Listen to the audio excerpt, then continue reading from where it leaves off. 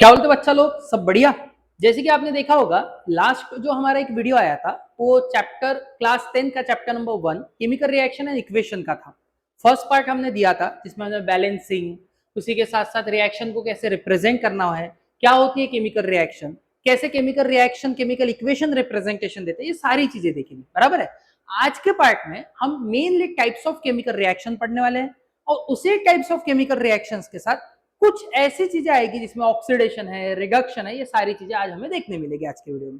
तो आज का वीडियो बड़ा इंपॉर्टेंट होने वाला है क्योंकि आज के वीडियो के बाद ये चैप्टर पूरा कंप्लीट हो जाएगा और आपको पूरा समझ में आ जाएगा। ठीक है बच्चों, तो शुरू करते हैं टाइम वेस्ट किए बिना इस चैप्टर का सेकेंड पार्ट। तो बच्चों, आज जैसे कि मैंने बोला कि हम पढ़ने वाले types of chemical reaction, right. अच्छा, टाइप्स ऑफ केमिकल रिएक्शन में सबसे पहली रिएक्शन जो हमें शुरू करना है उसका नाम है कॉम्बिनेशन रिएक्शन।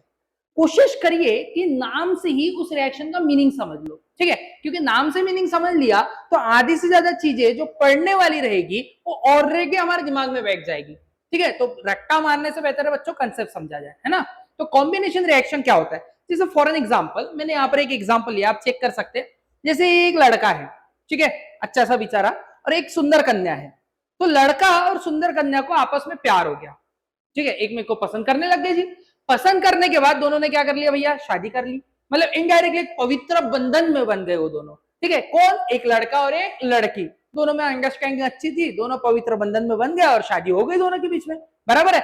अच्छा, दोनों के बीच में शादी हो गई मतलब एक बंधन में बन गए, मतलब इनडायरेक्टली दोनों को पास पास में लाया गया, कंबाइन किया गया शादी नाम के रिश्ते से। ठीक है, तो जब दो चीजें मिलाकर एक सिंगल प्रोडक्ट मिले उसी को कहा जाता है कॉम्बिनेशन रिएक्शन। क्या कहा, दो रिएक्टेंट मिलाकर एक सिंगल प्रोडक्ट बनता है उसी को कहा जाता है कॉम्बिनेशन रिएक्शन बच्चों। ठीक है, और कॉम्बिनेशन रिएक्शन का आप एग्जांपल भी देख सकते हैं। जैसे यहाँ पर कार्बन है, ऑक्सीजन के साथ मिलाया गया बना CO2, Mg है, ऑक्सीजन के साथ मिलाया गया बना MgO। अच्छा, याद करिए मैग्नीशियम रिबिन को ऑक्सीजन के प्रेजेंस में जलाने वाली रिएक्शन हमने पार्ट 1 में देखी थी। अगर किसी बच्चे ने अब तक पार्ट 1 हमारा देखा नहीं है तो प्लीज इस वीडियो के डिस्क्रिप्शन में पार्ट 1 की भी लिंक रहेगी, उसे क्लिक करके पहले पार्ट 1 देखिएगा। उसमें हमने एक्सपेरिमेंट देखा है मैग्नीशियम रिबिन वाला, तो वो और अच्छे से समझ में आएगा आपको।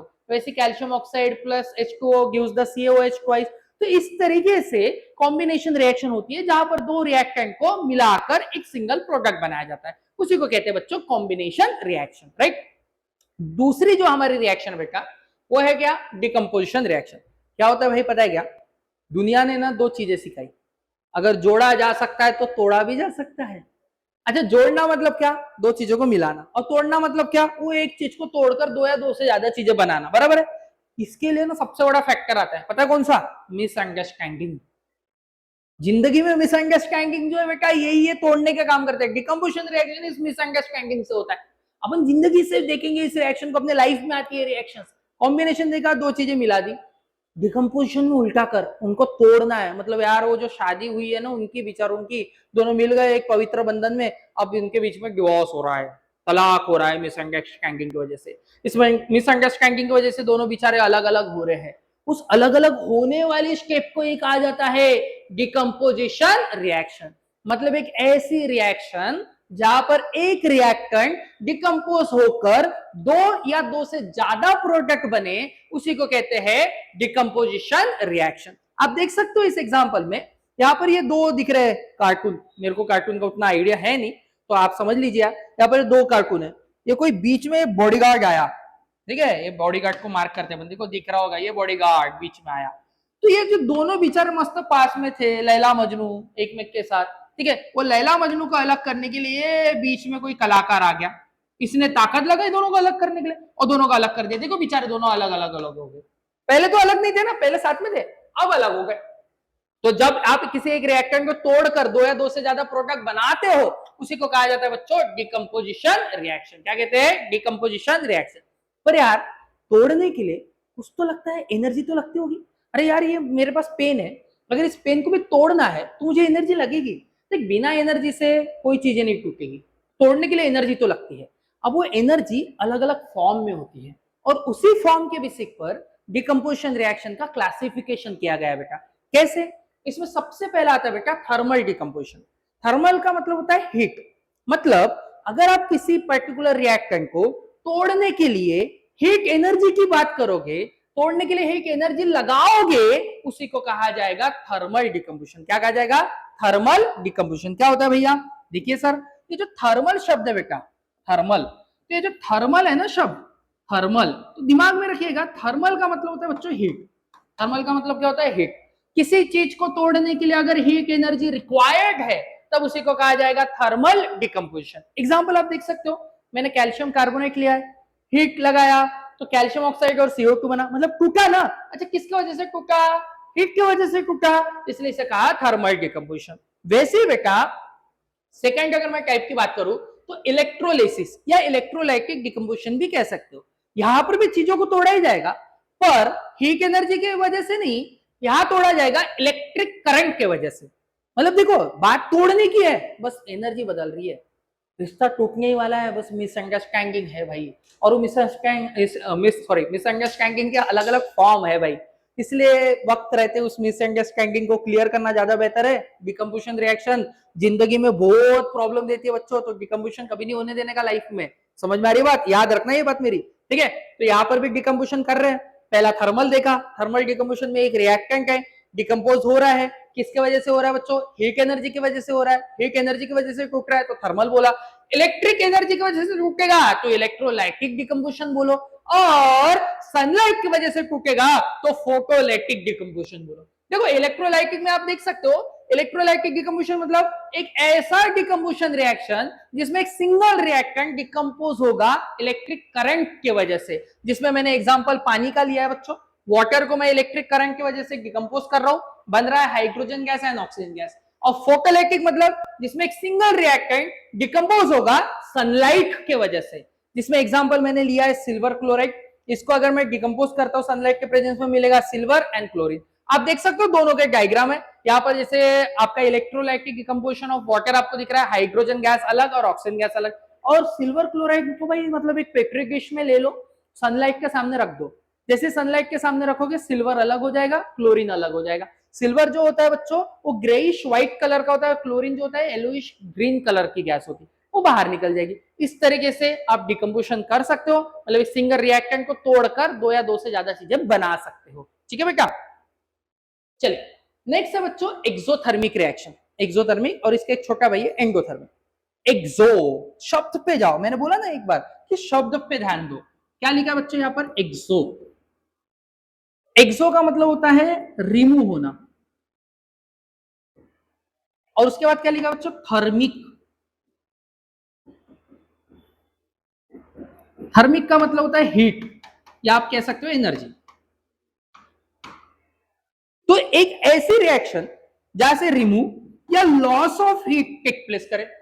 देखो, एक्सो का मतलब रिमूव या लॉस है ना, तो एक ऐसी रिएक्शन जहां से loss of heat energy take place करे उसे कहा जाएगा एक्सोथर्मिक। उसे क्या कहा जाएगा बच्चों? एक्सोथर्मिक। तो मैंने क्या किया, बड़ा शब्द था उसको तोड़ दिया यार। एक्सो मतलब निकलना, लॉस होना, और थर्मिक मतलब हीट।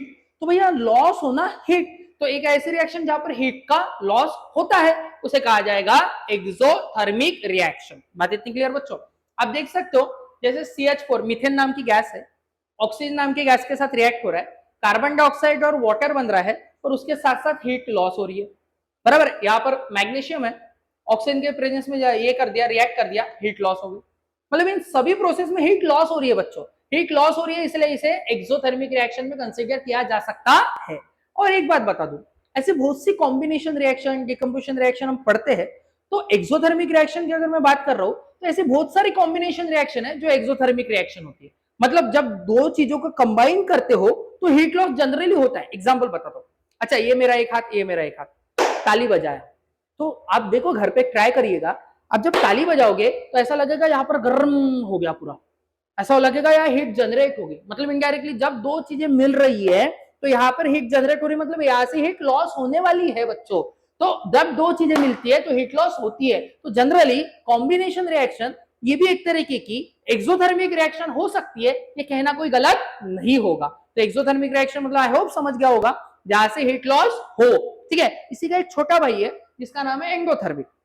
अब देख, एक्सो में आपने पढ़ा कि एक्सो मतलब लॉस होना, वैसे एंडो का शब्द जो है, इस एंडो शब्द का मतलब होता है गेन। और बच्चों क्या लिखा है, थर्मिक, और थर्मिक का मतलब होता है बच्चों हीट या एनर्जी, हीट या एनर्जी। तो एक्सो में लॉस ऑफ हीट होता था, एंडो में गेन ऑफ हीट होगा, मतलब उल्टा। मतलब एक ऐसी रिएक्शन जहां पर gain of heat energy take place करे, उसी को कहा जाएगा एंडोथर्मिक रिएक्शन। क्या कहा जाएगा बच्चों, एंडोथर्मिक रिएक्शन। एग्जाम्पल आप देख सकते हो, जैसे सबसे कॉमन और सबसे इंपॉर्टेंट एग्जाम्पल होता है बच्चों फोटोसिंथेसिस रिएक्शन। प्लांट खुद का खाना खुद बनाता है, हम बोलते हैं उस रिएक्शन को फोटोसिंथेसिस रिएक्शन कहते हैं, जिसमें कार्बन डाइऑक्साइड पानी के साथ रिएक्ट करता है इन द प्रेजेंस में सनलाइट, दिख रहा है बच्चों एनर्जी का ही तो फॉर्म है, और क्लोरोफिल पिगमेंट्स। देखो यहाँ पर ग्लूकोज मिला, ऑक्सीजन मिला, H2O मिला, पर इसके लिए एनर्जी लगी ना बच्चों, सनलाइट लगा ना, मतलब हीट लगी ना, तो हीट लगी मतलब ऐड हुई, मतलब ये भी एक तरीके का एंडोथर्मिक रिएक्शन का एग्जांपल है। ऐसी बाकी और एग्जांपल मैंने देकर रखे हैं बच्चों, बराबर है। नेक्स्ट है बेटा डिस्प्लेसमेंट रिएक्शन, बड़े काम की चीज है। अच्छा बचपन में आपने देखा होगा ऐसा कोई एक शैतान बच्चा होता है जो पूरे क्लास में ना अपनी लगाता रहता है, मतलब बचपन में ऐसे जनरल होता है, क्योंकि बचपन में अपने को कैसे उतना बचपना रहता है, उतना को समझ में नहीं आता है, तो एक आदि शैतान बच्चा होता है, उसकी इच्छा है लास्ट बेंच पे बैठने की जिस दिन, तो लास्ट बेंच पे ही बैठेगा, उसकी इच्छा है फर्स्ट बेंच पे बैठने की, तो फर्स्ट बेंच पे ही बैठेगा। सोचो कि फर्स्ट बेंच पे 2-3 बच्चे बैठे थे, बड़े शान से शरीफ से बच्चे थे, और एक शैतान बच्चा था मस्तीखोर ताकतवर, ठीक है, वो आया बोला अबे मुझे पहले बेंच पे बैठना, वो कैसे, तो वो शरीफ सा बच्चा बेचारा बोलेगा हाँ भाई बैठ जा, नहीं तो मारेगा मेरे को, तो वो बैठने देगा। मतलब क्या हुआ इसमें, इसमें काम एक हुआ कि एक बंदा आया, उसने किसी को हटाया और खुद उसके जगह जाकर बैठ गया। डिस्प्लेसमेंट का मतलब ही होता है कोई जब आपके लाइफ में आपका अच्छा दोस्त है, बेस्ट फ्रेंड है आपका, और वो बेस्ट फ्रेंड आपसे थोड़ा दूर हो गया और उसी की जगह किसी और ने ले लिया आपके लाइफ में, कोई और दूसरा दोस्त आ गया आपके लाइफ में, तो क्या हुआ इसमें, वो पहले वाला दोस्त वो भी अच्छा ही है आपका अच्छा ही दोस्त है, वो रोज घूमना फिरना नहीं हो रहा है क्योंकि दूर रह रहे हो, अलग अलग रह रहे हो, बाहर बाहर रह रहा है, वो कोई दूसरा आया उसी की जगह ले लिया, आप उसके साथ घूम रहे हो, मतलब इनडायरेक्टली जगह ले रहा है ना कोई किसी की। जब एक कोई किसी की जगह लेता है उसी को डिस्प्लेसमेंट बोलते हैं। पर जगह ऐसी नहीं ले सकता है भाई, ऐसे कोई भी आएगा ऐरा गहरा और जगह लेगा नहीं, कभी भी याद रखना मोर रिएक्टिव एलिमेंट ही लेस रिएक्टिव को डिस्प्लेस कर सकता है। तो जब कोई ऐसी रिएक्शन हो जिसमें लेस रिएक्टिव सब्सटेंस निकले और उसके जगह मोर रिएक्टिव सब्सटेंस आए, उसी को कहा जाएगा डिस्प्लेसमेंट। उसी को क्या कहा जाएगा, डिस्प्लेसमेंट। जिसमें more reactive substance less reactive substance की जगह ले, उसी को कहा जाएगा डिस्प्लेसमेंट। डिस्प्लेसमेंट को दो तरीके से क्लासिफाई किया गया है, एक सिंगल डिस्प्लेसमेंट, एक डबल डिस्प्लेसमेंट। अच्छा सिंगल डिस्प्लेसमेंट देखते हैं। सिंगल डिस्प्लेसमेंट में जनरली होता क्या है, एक कंपाउंड है और एलिमेंट्स है। अब कंपाउंड का रिएक्शन जब एलिमेंट्स के साथ होगा तब वो सिंगल डिस्प्लेसमेंट में गिना जाए। जैसे कि आप देख सकते हो ये बड़ा मतलब बहुत फेमस कार्टून है, सिजुका नाम है और नोबिता नाम है, इसका नाम मेरे को याद नहीं है, आप लोगों को पता होगा, अच्छा इसका नाम पता भी होगा तो भी नहीं बताऊंगा, कमेंट बॉक्स में आप सब लोग इसका नाम लिखोगे, ये बंदे का, ठीक है। तो ये आपके लिए होमवर्क है भैया, ये जो बंदा है ना मुझे तो पता नहीं इसका नाम, आपको पता है, तो आप लोग सब लोग कमेंट बॉक्स में भर जाना चाहिए इसका नाम क्या है इससे, ठीक है, कि इसका नाम क्या है। तो ये तो पता है मेरे को सिजुका और नोबिता, तो सिजुका और नोबिता अच्छे फ्रेंड है मस्त। मैंने नोबिता को नाम दिया कॉपर, सिजुका को नाम दिया सल्फेट, और ये जो है जिसका आपको नाम लिखना है मेरे को नहीं पता, इसको नाम दिया जिंक। क्या चाल चला पता नहीं इसने, नोबिता को हटाया उसके जगह से और खुद उसकी जगह जाकर बैठ गया। अब देखो पहले नोबिता और सिजुका थी, अब वो बंदा आ गया और सिजुका है, नोबिता बेचारा अकेला अलग हो गया भाई। मतलब इसने कुछ तो किया होगा जिस वजह से इसने नोबिता को डिस्प्लेस कर दिया। तो नोबिता को डिस्प्लेस किया किसने, इस लड़के ने, मतलब डिस्प्लेस हुआ है। अच्छा डिस्प्लेस हुआ है ये क्या है, CuSO4 कंपाउंड है, जिंक एलिमेंट है, मतलब कंपाउंड और एलिमेंट के बीच में डिस्प्लेसमेंट हो रही है, इसलिए इसे कहा जाएगा सिंगल डिस्प्लेसमेंट। क्या कहा जाएगा, सिंगल डिस्प्लेसमेंट। सिंगल डिस्प्लेसमेंट में कंपाउंड और एलिमेंट होता है, और डबल डिस्प्लेसमेंट में दोनों कंपाउंड होते हैं। आगे अपन पढ़ेंगे, क्या बोला मैंने, दोनों में एक ही फर्क है। सिंगल डिस्प्लेसमेंट में एक कंपाउंड और एक एलिमेंट होता है, ठीक है। डबल डिस्प्लेसमेंट में दोनों कंपाउंड होते हैं, अपन देखेंगे। तो यहां पर आप देख सकते हो कि नोबिता को डिस्प्लेस किया गया किसी एक लड़के के वजह से, जिसमें मैंने नोबिता को Cu बोला, सिजुका को SO4 बोला, उस लड़के को Zn बोला। जब डिस्प्लेस हुआ तो CuSO4 convert into ZnSO4 and वो जो बेचारा नोबिता था Cu वो जैसा कैसा बाहर निकल गया। It's known as a single displacement reaction. पर सर प्रॉब्लम ये है, हमें कैसे पता चलेगा which one is more reactive metal and which one is a less reactive metal? नहीं पता है सर हमें, तो हम कैसे पता करें? तो मैंने आपके लिए यहां पर रिएक्टिविटी ऑर्डर ऑफ मेटल की पूरी ट्रिक लिख कर दे दी है बच्चों। ठीक है, ये ऊपर जितने भी एलिमेंट्स मैंने लिखे बच्चों, ये मोर रिएक्टिव है, ऊपर मोर रिएक्टिव।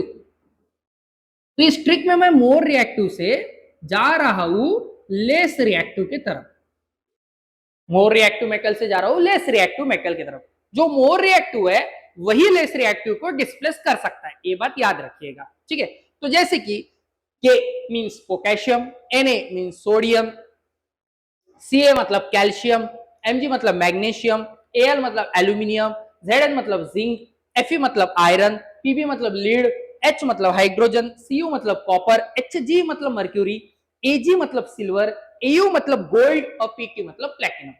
सर इतना कहां से लर्न रखेगी? अरे तू टेंशन मत ले, हैशटैग आरटीक्यू में उसकी ट्रिक है रे बाबा। चल पढ़। कैटरीना ने कार मांगी, अल्टोजेन फरारी, फिर भी है क्यों मिली हजारों सिल्वर ऑडी प्लेटिनम कवर वाली।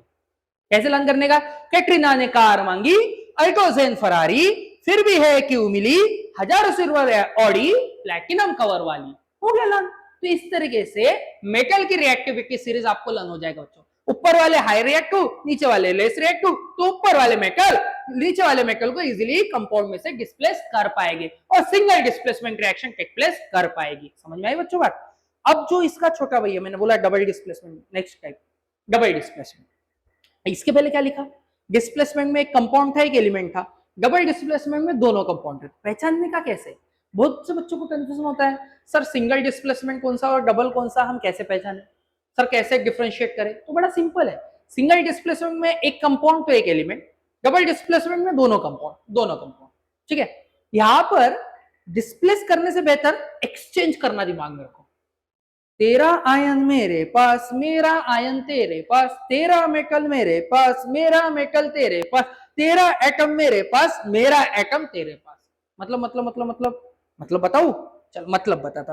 सपोज कर हुआ कुछ यू कि यहां पर ए नाम का बंदा था, बी नाम का बंदा था, ऐसे बने ए बी। मैंने यही एग्जांपल यहाँ पर गोले बनाकर रखे हैं। ठीक है, मैं यहाँ पर थोड़ा सा अलग तरीके से बता देता हूँ। लड़का लड़की या दोनों लड़के समझे है ना। ए बी नाम के दो दोस्त थे, बड़े अच्छे दोस्त थे। ठीक है, और बाजू में एक सी नाम का दोस्त है, उसका मस्त बेस्ट फ्रेंड है डी नाम। हुआ ये कुछ दिनों बाद ये ऑब्जर्व करने मिला कि बी ने सी को डिस्प्लेस किया और सी ने बी को डिस्प्लेस किया। मतलब बी गया सी के जगह, सी आया बी के लिए। ठीक है, ऐसा हुआ। दोस्तों में झगड़ा हो गया होगा, तो भाई झगड़ा हो गया तो उसका दोस्त के साथ इसकी फ्रेंडशिप हुई और इसके दोस्त के साथ उसकी फ्रेंडशिप हुई, झगड़ा होने की वजह से। तो हुआ कुछ ऐसा, कुछ देर बाद, कुछ दिनों बाद पता चला जिस ए का बेस्ट फ्रेंड कभी तो भी बी माना जाता था, आज उसी ए का बेस्ट फ्रेंड सी बन गया। तो बच्चों ये कौन था? ए, ये बन गया सी। ठीक है, और जिस डी का बेस्ट फ्रेंड कभी तो भी सी माना जाता था, आज उसी डी का बेस्ट फ्रेंड बी बन गया। पहले ए बी था, अब ए सी हो गया। मतलब इनडायरेक्टली क्या हुआ? इनडायरेक्टली एक्सचेंज हुआ। किसका? बी और सी का। तो जब दो कंपाउंड के बीच में कोई एलिमेंट या एटम एक्सचेंज टेक प्लेस करेंगे तब उसी को कहा जाएगा बच्चों डबल डिस्प्लेसमेंट रिएक्शन। क्या कहा जाएगा? Double displacement reaction. अब एग्जांपल देख सकते हो, Na2SO4 है, BaCl2 मतलब बैरियम क्लोराइड है। ये जो Na दिख रहा है, ये जो Ba दिख रहा है, Ba गया Na की जगह, Na आया Ba की जगह, वही तो है। Ba गया Na की जगह, Na आया Ba की जगह, तू मेरी जगह मैं तेरी जगह, इसी को कहा जाएगा डबल डिस्प्लेसमेंट रिएक्शन। समझ में आया बच्चों? चलिए बढ़ते आगे। चलो आगे रिएक्शन बच्चों ऑक्सीडेशन एंड रिडक्शन, सबसे इंपॉर्टेंट रिएक्शन। अच्छा मैं क्यों बोल रहा हूँ सबसे इंपॉर्टेंट रिएक्शन है? क्योंकि जब आप 10th के बाद 11th 12th में जाते हो ना, तो इस ऑक्सीडेशन रिडक्शन रिएक्शन से, रेडॉक्स रिएक्शन से पूरा चैप्टर बना हुआ है बच्चों 11th क्लास में, रेडॉक्स रिएक्शन नाम से। ये बहुत काम की रिएक्शन है, मतलब ये इतनी काम की रिएक्शन है तो अगर ये एक चैप्टर बना सकते हो तो आप भी समझ सकते हो इस रिएक्शन का उतना इंपॉर्टेंस होगा, है ना।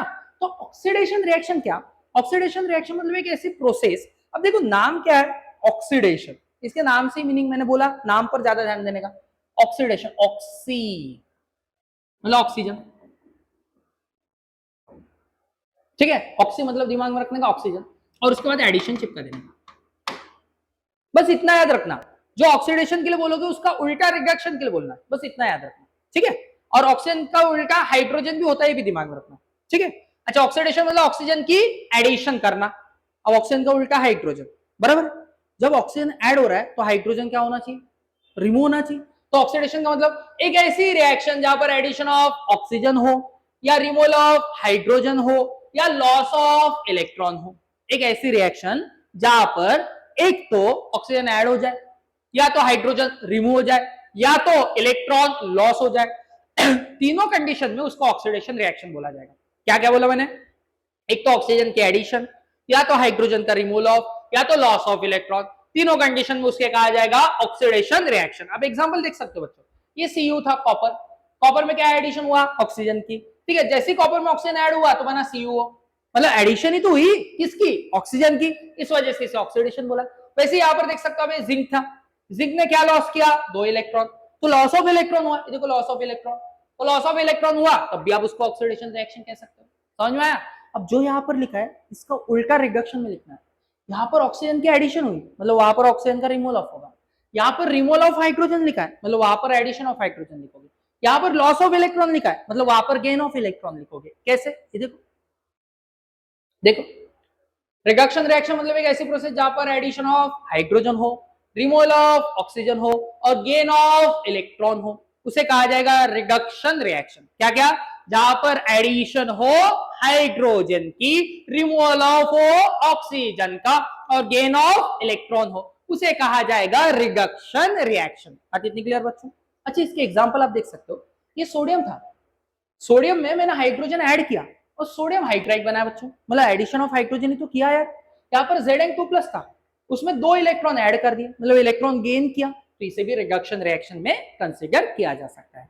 आई होप ऑक्सीडेशन और रिडक्शन क्लियर है आपको। नेक्स्ट है बेटा रेडॉक्स। रेडॉक्स का मतलब क्या होता है, एक ऐसी रिएक्शन जिसमें ऑक्सीडेशन और रिडक्शन साइमल्टेनियसली हो। मतलब सर, मतलब ये रे बाबा, एक ही रिएक्शन के अंदर ऑक्सीडेशन भी हो और रिडक्शन भी हो, मतलब दोनों रिएक्शन एक ही जगह देखने मिले, उसे कहा जाएगा रेडॉक्स। जैसे कि आप एग्जांपल देख सकते हो, अब ये 2 बंदे हैं, दोस्त अच्छे, ये बंदा लॉस ऑफ इलेक्ट्रॉन बोल रहा है और उसी वक्त ये बंदा गेन ऑफ इलेक्ट्रॉन कर रहा है। अच्छा, इस बंदे ने, पहले वाले बंदे ने क्या किया, लॉस ऑफ इलेक्ट्रॉन, देख सकते हो आप, लॉस ऑफ इलेक्ट्रॉन क्या मतलब, इसने क्या किया, ऑक्सीडेशन। अच्छा, दूसरे वाले बंदे ने क्या किया, gain of electron, gain of electron मतलब इसने क्या किया, रिडक्शन। एक ही जगह पर एक ही वक्त, ठीक है, ये दोनों चीजें हुई साइमल्टेनियसली। जब ये दोनों चीजें ऑक्सीडेशन और रिडक्शन साइमल्टेनियसली टेक प्लेस करेंगे तब उसी को कहा जाएगा बच्चों रेडॉक्स रिएक्शन। क्या कहा जाएगा बच्चों, रेडॉक्स रिएक्शन। जब ऑक्सीडेशन और रिडक्शन साइमल्टेनियसली होगा, एक ही जगह पर ऑक्सीडेशन और रिडक्शन देखने मिलेगा, तब उसे कहा जाएगा रेडॉक्स रिएक्शन। बात समझ में आई बच्चों। अच्छा, मैं बताता भी हूं, यहां पर आपको देखने भी मिलेगा। आप देख सकते हो बेटा यहां पर एक एग्जांपल, ये CuO है, कॉपर ऑक्साइड। ये देखिए CuO, कॉपर ऑक्साइड, रिएक्शन होने के बाद बचा सिर्फ Cu, बराबर है। मतलब कहीं ना कहीं CuO से Cu बचा, मतलब कहीं ना कहीं लॉस ऑफ ऑक्सीजन हुआ बच्चों। क्या हुआ है, लॉस ऑफ ऑक्सीजन, बराबर है। अच्छा, ये पहले क्या था बच्चों, H2, अब क्या बना है बच्चों, H2, तो H2 से H2O बना, मतलब यहां पर गेन ऑफ ऑक्सीजन हुआ बेटा। देखो, लॉस ऑफ ऑक्सीजन हुआ मतलब रिडक्शन है, गेन ऑफ ऑक्सीजन हुआ मतलब ऑक्सीडेशन है।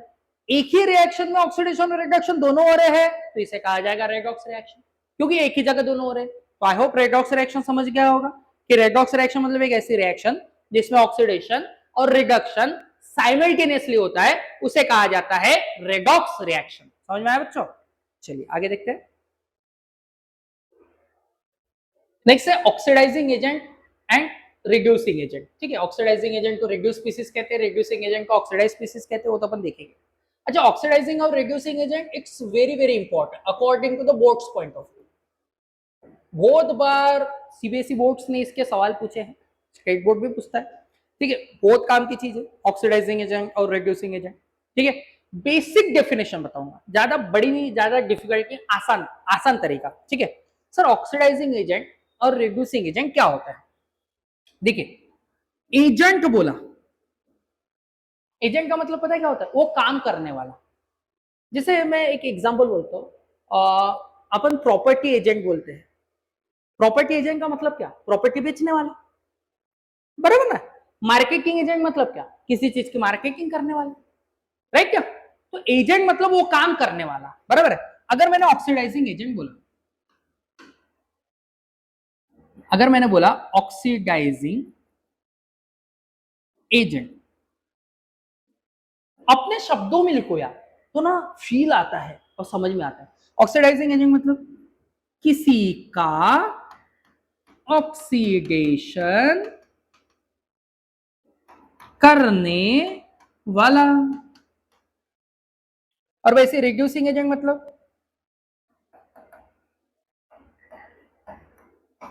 किसी का रिडक्शन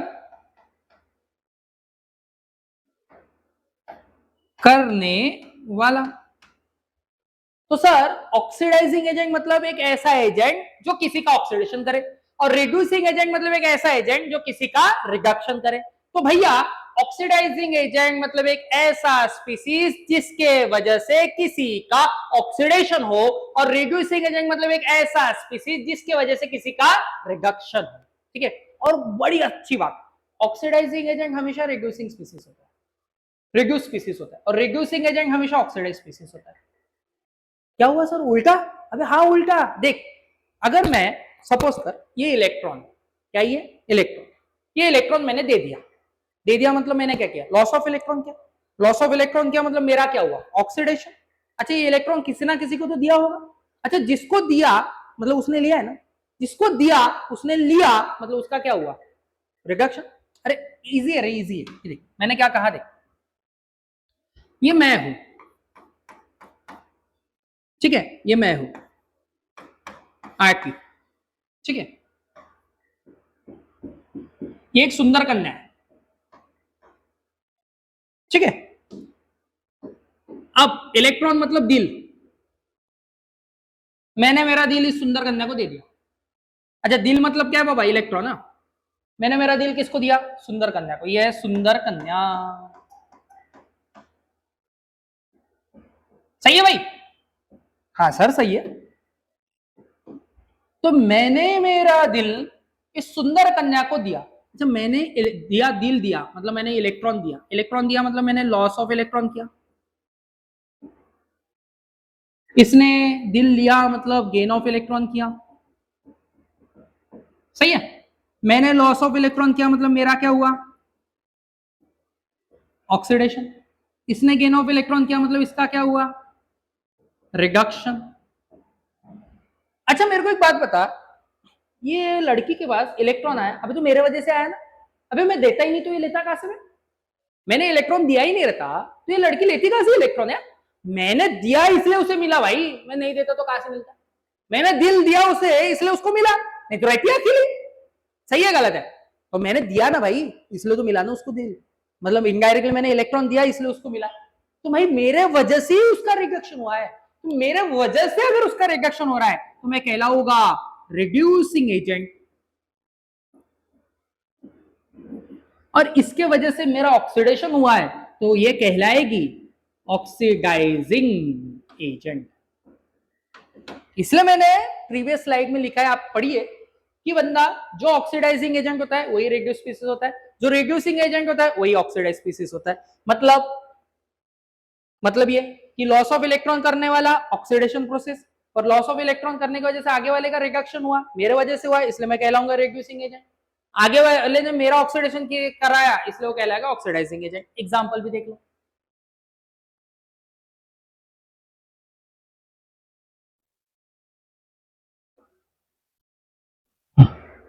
एग्जाम्पल देख लो, क्या है, CuO H2 Cu plus H2, same example थोड़ी देर पहले देखा था। अच्छा आप देखो यहाँ पर कॉपर ऑक्साइड है, कॉपर ऑक्साइड से बचा क्या, सिर्फ कॉपर, मतलब इनडायरेक्टली रिड्यूस स्पीसीज कौन हो गया, कॉपर ऑक्साइड, क्योंकि ऑक्सीजन लॉस हुआ, बराबर, लॉस ऑफ ऑक्सीजन हुआ। और हाइड्रोजन था, हाइड्रोजन से क्या बना, H2, मतलब उसने ऑक्सीजन गेन किया, तो क्या कहलाएगा, ऑक्सीडाइज स्पीसीज। अच्छा जो रेड्यूस स्पीसीज है वही कहलाएगा, बोला मैंने, ऑक्सीडाइजिंग एजेंट, जो ऑक्सीडाइज स्पीसीज है वही कहलाएगा रेड्यूसिंग एजेंट। तो ज्यादा डेफिनेशन के अंदर मत जाओ, बड़ा बेसिक समझो, जिसका ऑक्सीडेशन हुआ वो रेड्यूसिंग एजेंट, जिसका रिडक्शन हुआ ऑक्सीडाइजिंग एजेंट, खत्म बात। क्या बोला मैंने, जिसका ऑक्सीडेशन हुआ वो रिड्यूसिंग एजेंट, जिसका रिडक्शन हुआ वो ऑक्सीडाइजिंग एजेंट, खत्म। समझ में आया बच्चों बात? चलो बढ़े आगे, चलो बढ़ते आगे। अच्छा नेक्स्ट क्या है, इफेक्ट ऑफ ऑक्सीडेशन। इसमें सबसे पहला आता है कोरोजन। तो कोरोजन का मतलब क्या होता है, सपोज कर कोई मेटल है, उस मेटल का सरफेस किसी एनवायरमेंट में प्रेजेंट रहने वाले केमिकल के साथ रिएक्ट हो गया, एयर के साथ रिएक्ट हो गया, मॉइस्चर के साथ रिएक्ट हो गया, उस वजह से वो मेटल थोड़ा डैमेज हो गया, ठीक है, वो मेटल का जो स्ट्रेंथ है वो कम हो गया, किसकी वजह से, वो स्ट्रेंथ कम हुआ रिएक्शन की वजह से, किसके रिएक्शन की वजह से, मेटल की रिएक्शन एयर के साथ, मॉइस्चर के साथ, या किसी केमिकल के साथ जो एनवायरमेंट में प्रेजेंट है, उस वजह से उसकी स्ट्रेंथ तो डिक्रीज हो गई, उसी को कहा जाएगा कोरोजन। क्या कहा जाएगा बच्चों, उसी को कोरोजन। और कोरोजन में जैसे अगर सपोज करो आयरन का कोरोजन हो रहा है, तो आयरन के कोरोजन को एक नया शब्द दिया गया है, और शब्द है रस्टिंग। हमारे घर में भी हमने देखा है, कोई आयरन की चीज होती है, बरसात में पड़ी रहती है बाहर, तो रस्ट हो जाती है, वो रस्ट होना मतलब भी एक तरीके का कोरोजन है। इस कोरोजन की वजह से जो मेटल होता है ना बच्चों, वो बड़ा वीक हो जाता है, फट से टूट जाता है। अगर आप चाहते हो इस कोरोजन को प्रिवेंट करना, तो पेंटिंग करिए, गैल्वेनाइजेशन करिए, इलेक्ट्रोप्लेटिंग करिए, इससे आप उसको कोरोजन को थोड़े वक्त तक प्रिवेंट कर सकते हो, ठीक है। तो यहाँ पर आप देख सकते हो लॉक था, इस लॉक का कोरोजन होने की वजह से वो देखो रस्ट हो गया पूरा। लॉक किसका था, आयरन का, मतलब Fe के साथ, बराबर। मॉइस्चर अगर रिएक्ट कर रहा है तो Fe के साथ जब रिएक्ट करेगा तो Fe2O3 बनेगा, ऑक्सीडाइज प्रोडक्ट, बराबर है। तो कहीं ना कहीं जब रस्टिंग टेक प्लेस करे, या जब भी किसी मेटल के साथ एयर, मॉइस्चर ये सब रिएक्ट करे, तब जो चीज बनती है, तब जो प्रोसेस होती है, उसी को कहा जाता है कोरोजन। क्या कहा जाता है बच्चों, कोरोजन। इसी का और एक मतलब डबल रोल है, कौन, रैंसिडिटी। रैंस जैसे कोरोजन मेटल का हो गया, रैंसिडिटी फूड मटेरियल का हो गया। खाना जो होता है, खाना खराब होना, स्पॉइल होना, खाना खराब क्यों होता है, खाना खराब तब होता है जब उसका स्लो ऑक्सीडेशन हो। तो खाने का जब ऑक्सीडेशन होता है तो बड़ी गंदी सी स्मेल आती है, खा नहीं सकते हो आप, खराब हो गया ना खाना यार। तो स्लो ऑक्सीडेशन जब भी खाने का होगा, तब उसे कहा जाएगा रैंसिडिटी। तब उसे क्या कहा जाएगा, रैंसिडिटी। उसे प्रिवेंट करने के लिए उस फूड मटेरियल को फ्रीजर में रख दो, या तो उसको एयर टाइट कंटेनर में रखो, या तो उसमें कुछ एंटीऑक्सीडेंट डालो, या तो जैसे चिप्स वगैरह अपन खाते हैं, वो चिप्स वगैरह जिस पैकेट में भरकर आते हैं, उस पैकेट में नाइट्रोजन गैस होती है जो वहां पर ऑक्सीडेशन होने से रोकेगा। ऐसी बहुत सारी चीजें जिससे आप उस फूड मटेरियल को प्रिवेंट कर सकते हो। तो बेसिकली स्पॉइलेज ऑफ फूड मतलब रैंसिडिटी बच्चों, ठीक है। तो यहां पर बच्चों ये चैप्टर होता है खत्म। आई होप कि आपको आज का भी वीडियो अच्छे से समझ में आया होगा बच्चों।